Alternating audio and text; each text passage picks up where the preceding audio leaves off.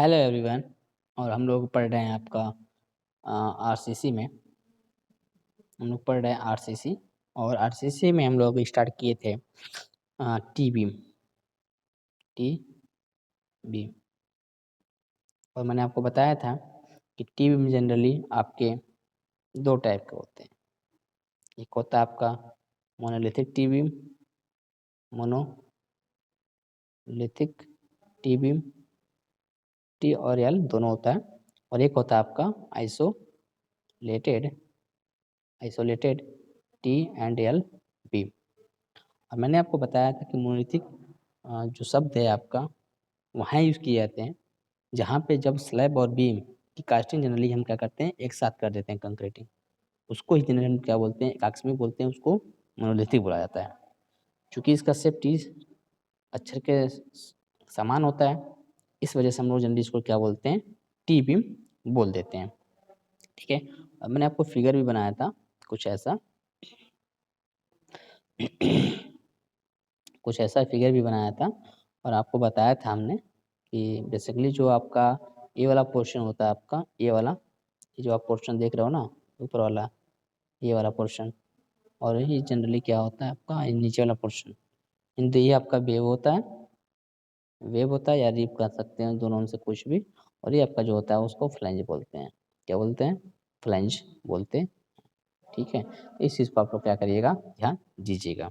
और depth of flange इसको मैंने बताया था, डीएफ बताया था, इसको मैंने बताया था बीडब्ल्यू बताया था, ये वाला पोर्शन। ठीक है। सारा कुछ हमने आपको बता दिया था, और ये बताया था कि क्या क्या इसके एडवांटेज हो सकते हैं। तो आज हम लोग जो भी इसका स्ट्रक्चर है, ठीक है, जो भी आज इसका एनालिसिस है उसको हम लोग करने वाले हैं। और हमने आपको फिगर के थ्रू सारा कुछ बता दिया था कि वास्तविक चौड़ाई क्या होता है, आपका इफेक्टिव विड्थ ऑफ फ्लैंज कैसे कैलकुलेट करते हैं, कैसे कैलकुलेट करते हैं, इसको आज हमें बताना है। लेकिन मैंने आपको बताया था जो बीएफ होता है वो क्या होता है, कहाँ से कहाँ तक, डीएफ क्या होता है, डीआर क्या होता है, सब हमने बताया था। आज जो हमको कैलकुलेट करना है एक्चुअली में, ठीक है, वो आपको कैलकुलेट करना है effective width of flange, effective width of flange. तो गाइज आज हम आपको एक न्यूज़ बताना चाहेंगे, जैसा कि बीटी बोर्ड की तरफ से आया हुआ है, जारी हुआ है कि जो आपका एग्ज़ाम होगा, ठीक है, वो आपका ऑनलाइन होगा। ठीक है। ऑनलाइन होने की वजह से, और आपका पता है कि जो क्वेश्चन बनाए जाएंगे, ठीक है, आपको जो पता है जो क्वेश्चन बनाए जाएंगे वो आपके ऑब्जेक्टिव टाइप होंगे। ठीक है। कैसे होंगे आपके ऑब्जेक्टिव टाइप क्वेश्चन। तो जब ऑब्जेक्टिव टाइप क्वेश्चन होंगे तो अब जो हम लोग effective width of flange calculate करने जा रहे हैं, ये हो जाता है बड़ा इंपॉर्टेंट। ठीक है। यहाँ से क्या होते हैं, आपके क्वेश्चन बन सकते हैं कि आपको जो बीएफ की वैल्यू है किसी भी मोनोलिथिक टी बीम के लिए क्या हो सकता है। ठीक है। तो आप यहाँ से कैलकुलेट आसानी से कर सकते हो। तो जब आपका ऑब्जेक्टिव पॉइंट ऑफ व्यू हो गया तो ये फॉर्मूला बहुत ही इंपॉर्टेंट होता है। ठीक है। इम्पोर्टेंट होता है क्योंकि आपके एग्ज़ाम में पूछे जाते हैं। ठीक है।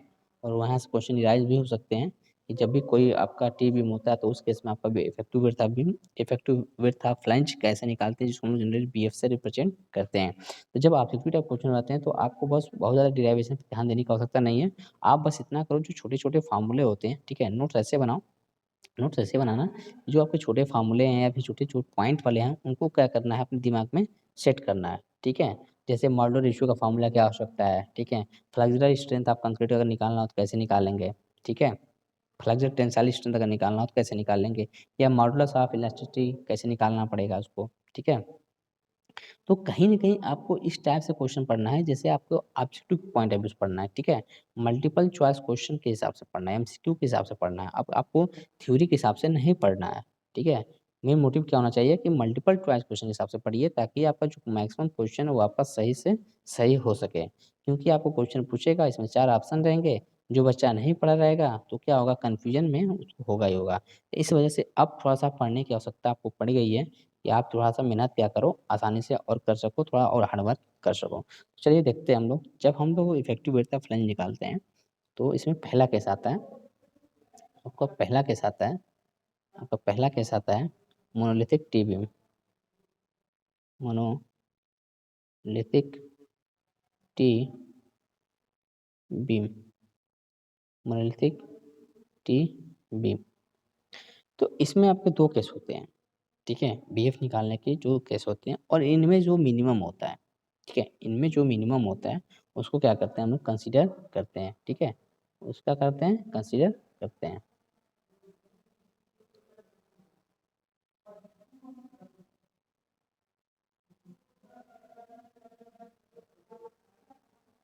चलिए, जैसे अगर हम बात करते हैं पहला monolithic T beam, monolithic T beam. Monolithic T beam में क्या है कि आपका जो हम लोग BF निकालते हैं, ठीक है, आपका होता है L not upon 6 plus BW plus 6DF, ठीक है। या फिर अथवा कह सकते हैं जो आपका BF होगा वो आपका होगा L1 upon 2 plus L2 upon 2 plus BW। मैं आपको बताऊंगा कि L नॉट क्या है, ठीक है, L1 क्या है। L1 ऑलरेडी आपने फिगर में बना के बता दिया था, क्लियर स्पैन है, ठीक है। लेकिन L नॉट आगे हम लोग आपको बताएंगे कि L नॉट क्या है।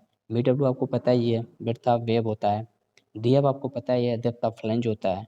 तो ये आपका उस केस में है जब आपका बोलता है कि बीम मोनोलिथिक है और वो टी बीम है, ठीक है, मोनोलिथिक है और टी बीम है।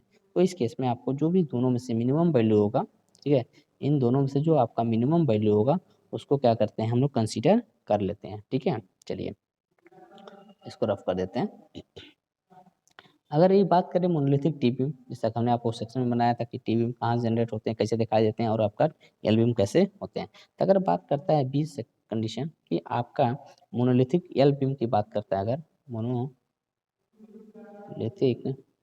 मोनोलिथिक एल बीम की बात करें, अगर एल बीम की बात करें अगर, ठीक है, एल बीम की बात करें तो कहीं ना कहीं यहाँ पे हम एक चीज़ ध्यान देने वाले हैं। जो आपका BF होगा, ठीक है, होगा L not upon 2 plus BW plus 3DF, ठीक है। या फिर जो BF होगा आपका वो होगा L1/2 प्लस BW। इन दोनों में से एल के केस में याद रखिएगा, ये एल बीम के केस की बात हो रही है। जब इस केस में अगर बात करते हैं तो कहीं न कहीं हम एक चीज़ देखते हैं कि आपका, ठीक है, ये आपका क्या हो जाएगा, इन दोनों में से जो मिनिमम होगा उसको हम लोग क्या करेंगे कंसीडर कर लेंगे। ये बात चली थी कब, जब आपका कोई भी बीम मोनोलिथिक होगी तब, ठीक है, जो आपका बीम होगा वो क्या होगा, मोनोलिथिक होगा, तब की बात हो रही है। अच्छा, अब बात करते हैं, इसको रफ कर देते हैं, ठीक है। अब बात करते हैं, क्योंकि ऑब्जेक्टिव के पॉइंट ऑफ व्यू से फार्मूला पूछा जा सकता है, एकदम मोस्ट इम्पोर्टेंट है भाई, ठीक है। इसमें नो डाउट कि ये फार्मूला नहीं पूछा सकता, एकदम बिल्कुल पूछा सकता है, क्योंकि ऑब्जेक्टिव मल्टीपल चॉइस क्वेश्चन में तो यही सब बनाया जाता है, ठीक है, यही सब आपके क्वेश्चन बनाए जाते हैं, ठीक है। बड़े बड़े डेरिवेशन नहीं पूछे जाते हैं, फिर छोटे जो फार्मूले होते हैं उस पर ही क्वेश्चन आते हैं, ठीक है। अच्छा, अब बात करते हैं आइसोलेटेड टी बीम की। अब बात करते हैं आइसोलेटेड आइसोलेटेड टी बीम की, ठीक है। आइसोलेटेड टी बीम की बात करें अगर, ठीक है, तो कहीं ना कहीं जो आपका BF होगा, ठीक है, जो कहीं ना कहीं आपका जो BF होगा वो होगा आपका L not upon B +4 plus BW। ये किस केस में, जब आपका आइसोलेटेड टी बीम है, या फिर अथवा अथवा हो सकता है BF इक्वल टू B। दो केस है बाबू, एक तो ये वाला आपका और ये आपका ऊपर वाला। इन दोनों में जो मिनिमम वैल्यू होगा उसको क्या करेंगे कंसीडर कर लेंगे, ठीक है, क्लियर। अब बात आती है आइसोलेटेड एल बीम का। अब बात करते हैं आइसोलेटेड एल बीम का।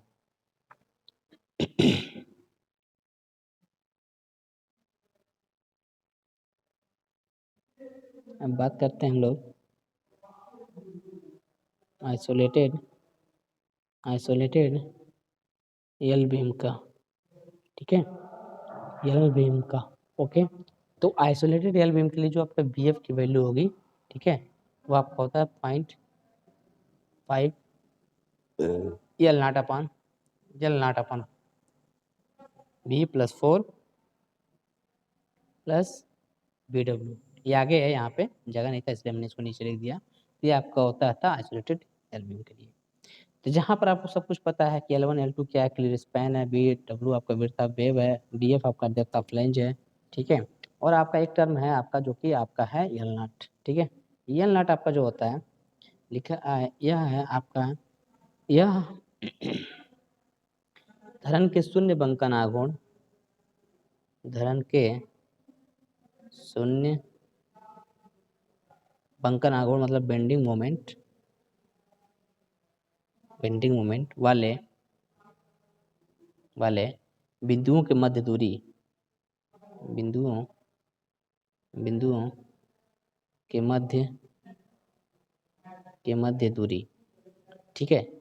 यानी कि हम ये कह सकते हैं, या हम कह सकते हैं अगर सिंपली सपोर्टेड बीम होगा, सिंपली सपोर्टेड अगर बीम है आपका कुछ ऐसा, तो जो इसका डायग्राम बनेगा, बेंडिंग मोमेंट डायग्राम कुछ ऐसा बनेगा अगर, ठीक है।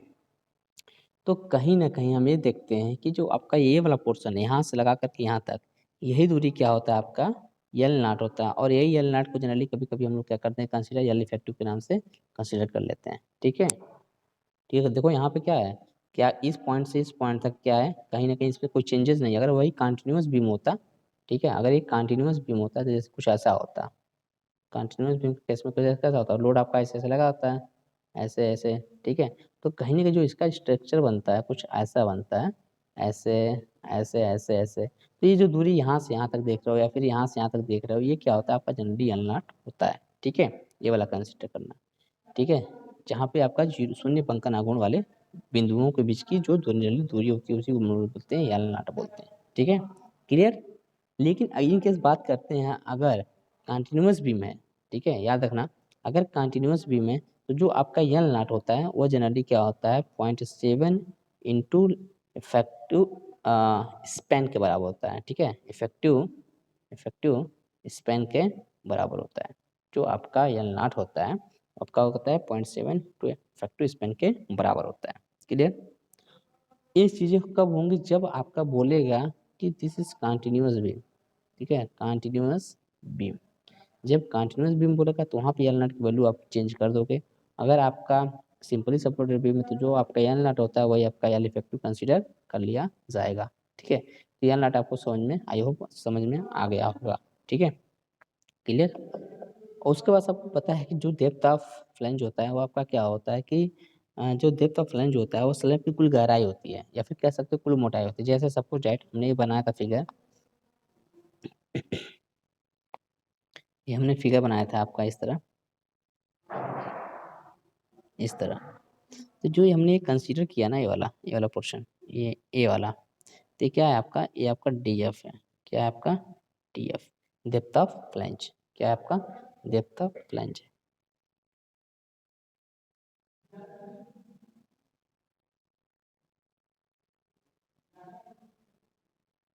Depth of flange, clear, depth of flange,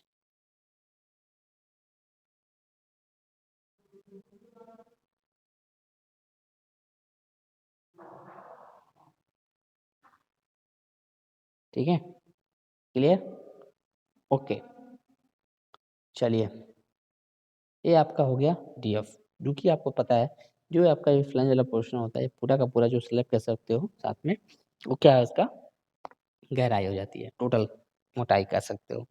उसके बाद आपका आता है कि जो स्लैब के नीचे लटका हुआ भाग होता है उसको जनरल में क्या बोलते हैं, इसको बोलते हैं हम लोग, इसको जनरली बोलते हैं वेब बोलते हैं या फिर रिब बोलते हैं, ठीक है।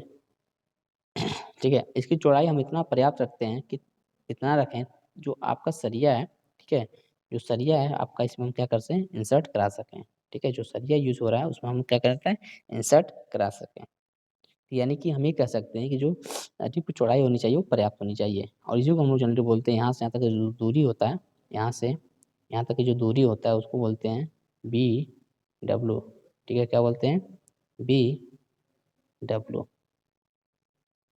ठीक है, क्लियर, ओके। तो ये आपका हो गया क्या विड्थ ऑफ रिब या फिर width of wave, okay, clear. जैसा कि एक नोट है आपका, छोटा सा नोट है कि जो रिब की चौड़ाई होती है, रिब की चौड़ाई ठीक है। रिब की चौड़ाई, बीम की कुल गहराई का, बीम की कुल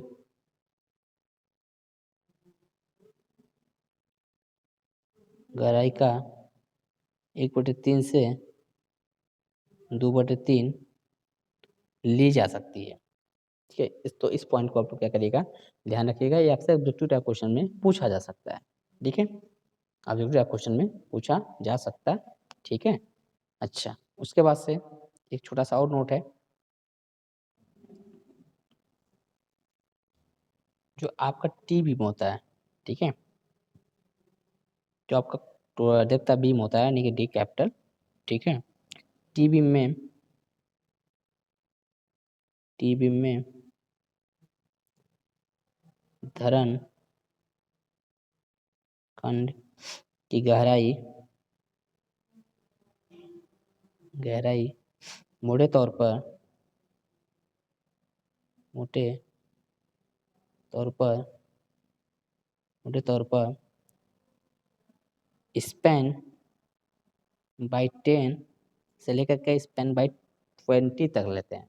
स्पैन बाई 10 से लेकर के टू स्पैन बाई 20 तक क्या करते हैं, इसको कंसीडर करते हैं। इस चीज़ को आप लोग क्या करिएगा, याद रखिएगा। मल्टीपल चॉइस क्वेश्चन के पॉइंट ऑफ व्यू से बहुत ही इंपॉर्टेंट आपका बन जाता है। या सबसे इंपॉर्टेंट फार्मूला अब आता है कि अगर टीवी में हम प्रबलन इस्पात देते हैं, जो मिनिमम टेंशन स्टील होता है उसका फार्मूला क्या होता है। उसका फार्मूला आपका होता है, इसका याद रखिएगा, 0.85 BW D अपान FY। इस चीज़ को आप लोग याद रखिएगा। ठीक है, बहुत इंपॉर्टेंट है और इस पर क्वेश्चन एकदम 100% पूछे जाते हैं। अगर वही मिनिमम की बात होती है तब की बात है। अगर ये बात करता है मैक्सिमम, अगर ये बात करता है मैक्सिमम, मैक्सिमम तो जो आपका होता है वो आपका होता है जनरली 0.04 BWD। ठीक है, ठीक है, तो हो जाएगा क्या, 0.04 BWD हो जाएगा। क्लियर। अब बात आती है, ठीक है, अभी तक तो जो भी आपका था थ्योरी से रिलेटेड या फिर जो मेन फार्मूले थे छोटे छोटे उससे रिलेटेड था, जो कि बहुत इंपॉर्टेंट है। और सबसे इंपॉर्टेंट मैं कहूँगा कि अगर पॉइंट ऑफ व्यू से देखा जाए, ऑब्जेक्टिव पॉइंट ऑफ व्यू से, जैसा कि आपका पेपर भी ऑब्जेक्टिव होगा, तो इफेक्टिव विड्थ यहाँ से, इफेक्टिव विड्थ ऑफ फ्लैंज पूछा जा सकता है। एकदम श्योरली मैं कह रहा हूँ कि यहाँ से क्वेश्चन आ सकते हैं BF के फार्मूले पे बेस्ड। ठीक है, फार्मूला बेस्ड क्वेश्चन यहाँ से, फार्मूला बेस्ड क्वेश्चंस यहाँ से आपसे पूछे जा सकते हैं। तो इन केस आपको क्या करना पड़ेगा, BF की वैल्यू एल बीम का है या फिर टी बीम का है, दोनों केस में आइसोलेटेड और मोनोलिथिक का आप लोग इसको क्या करिएगा, रिमेंबर कर लीजिएगा। ठीक है, आई होप आपको समझ में आ गया होगा। ठीक है, ठीक है, ओके। अब हम क्या करेंगे, जो इसके छोटे छोटे फार्मूले हैं आपके, जैसे limiting depth of neutral axis या फिर actual depth of neutral axis, इसको हम क्या करते हैं, कंसीडर करते हुए आगे हम लोग फार्मूला जो किराए होते हैं उसको हम लोग क्या करते हैं, ध्यान से देखते हैं। ठीक है, क्लियर, ओके।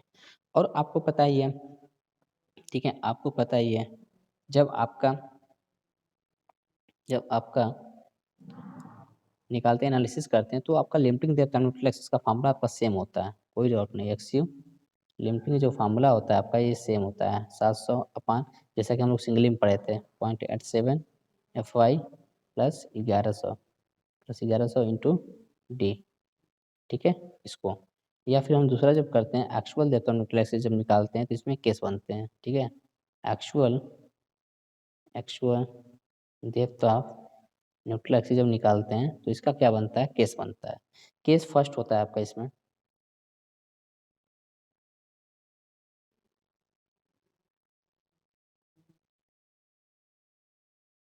केस फर्स्ट जो होता है आपका,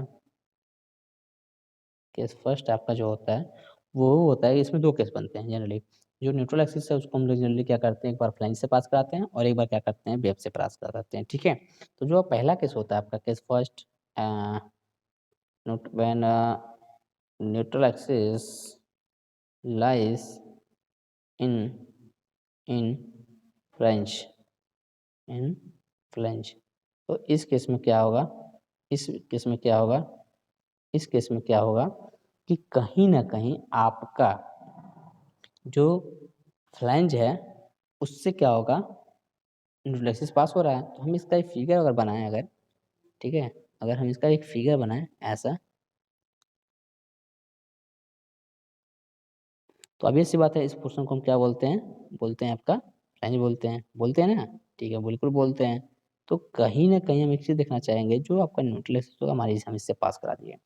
जब इससे पास कराएँगे तो कहीं न कहीं ये दूरी आपका एक्स होगा और ये आपका दूरी टोटल क्या था? आपका डीएफ था। तो यहाँ से केस बनकर आता है आपका कि डीएफ इज़ ग्रेटर दैन एक्सयू। पहला केस आपका जो आपका फ्लैंज में लाई करेगा न्यूट्रल एक्सिस, तो कहीं न कहीं आपका एक कंडीशन बनता है, ठीक है? तो इसमें आपको जो स्ट्रेस डायग्राम बनता है जनरली कुछ ऐसा बनता है टी बीम का, इसको हम एक बार देख लेते हैं यहाँ से। जैसा कि आपका सिंगली का था एकदम सिंपली एकदम उसी तरह, ठीक है? जैसा आपने सिंगली में पढ़ा था सिंगली रिइंफोर्स्ड बीम सेक्शन में सेम इसी तरह आपका होगा कि जो आपका सेक्शन बनेगा वो जनरली कुछ ऐसा ही बनेगा कि टी बीम यहाँ बनेगा, टी बीम और इसी का हमने क्या किया है यहाँ पे जो स्ट्रेस डायग्राम बनाते हैं जनरली कुछ ऐसा बनाते हैं, पार्शियली पैराबोलिक वाला कंडीशन, ठीक है, रेक्टेंगुलर वाला कंडीशन। यहाँ पे मैक्सिमम कितना होता था 0.456 446 होता है, 0.45 आप सीखे इसको लिख सकते हैं नो डाउट, ओके। उसका वैसे टी टोटल था आपका 0.87 FY EST होता था, ओके। और ये जो टोटल कंप्रेसिव फोर्स होता था, ठीक है, ये तो टोटल टेंसाइल फोर्स हो गया। पर जो टोटल कंप्रेसिव फोर्स होता था वो 0.36 एफसीके भी एफसी होता था। आपको पता है ऑलरेडी हमने डिराइव किया है, ठीक है, कहाँ से सी का वैल्यू इतना आया है। तो सेम मैंने उसी फ़ॉर्मूले को क्या किया है यहाँ पे बस खाली इसको डिराइव नहीं किया है, बट डायरेक्ट इसको हमने यहाँ पे कंसीडर किया है, क्योंकि ऑलरेडी इसको आप जानते हो, ठीक है। अच्छा, अब बात करते हैं कि लीवर आर्म को पता था कि यहाँ से लगा करके, ठीक है, इस पॉइंट से लेकर के इस पॉइंट से लेकर के यहाँ से लगा करके यहाँ से यहाँ तक की जो दूरी है, इसको हम लोग जनरली बोल देते हैं लीवर आर्म। और इस लीवर आर्म की वैल्यू हमने आपको उसी समय बताया था कि डी माइनस 0.42 एक्सयू होता है, ठीक है? और ये सब आपको पता है।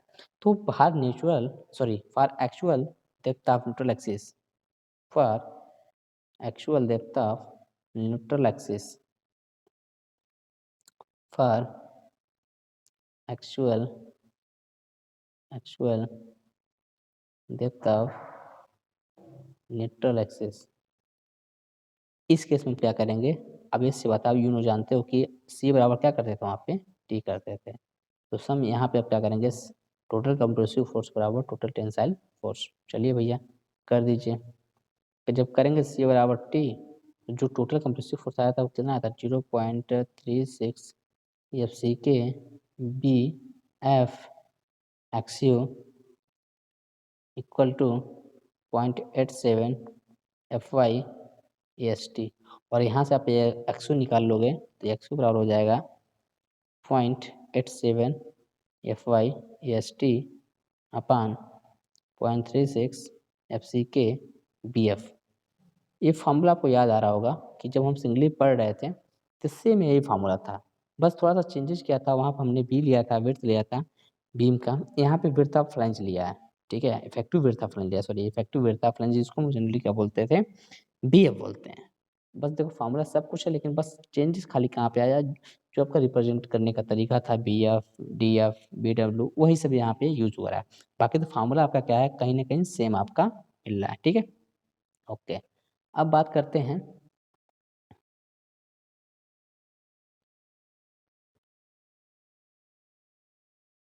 अब बात करते हैं कि अगर मोमेंट ऑफ रेजिस्टेंस निकालना होगा तो आपको पता ही है C इंटू लीवर आर्म और T इंटू लीवर आर्म। इससे क्या कर सकते हैं हम लोग? मोमेंट ऑफ रेजिस्टेंस का भी फार्मूला कैलकुलेट कर सकते हैं, जैसा कि आपको पता है, ठीक है। लिस्ट आपका लीवर आर्म रखिए, टोटल कंप्रेसिव फोर्स है उसका रख दीजिए, बस हो जाएगा। अब बात करते हैं केस 2 का, ठीक है, सॉरी। अब बात करते हैं केस 2 का। केस 2 ये कहता है कि जब आपका न्यूट्रल एक्सिस जो है वो वेव फोर्स से अप्लाई करे, जैसे अभी तक क्या था, ऐसा था, पहले यहाँ से अप्लाई कर रहा था, अब हम अप्लाई कराएंगे कहाँ से? वेव वाले पोर्शन से। न्यूट्रल एक्सिस कहाँ अप्लाई करेगा? वेव पोर्शन से। ये दूरी आपका हो जाएगा एक्स और ये दूरी हो जाएगा आपका डी एफ। तो यहाँ कंडीशन हो जाएगा x is greater than D F, x is greater than D F, but मैं इसको रफ कर दे रहा हूँ थोड़ा, यहाँ पे कंडीशन ये हो जाएगा, जैसे फिगर मैंने बनाया यहाँ पे,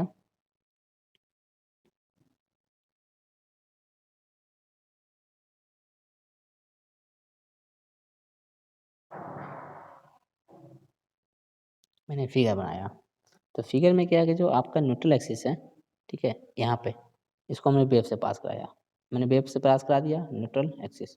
इस केस में आपको पता है ये डी एफ था ही, नो डाउट।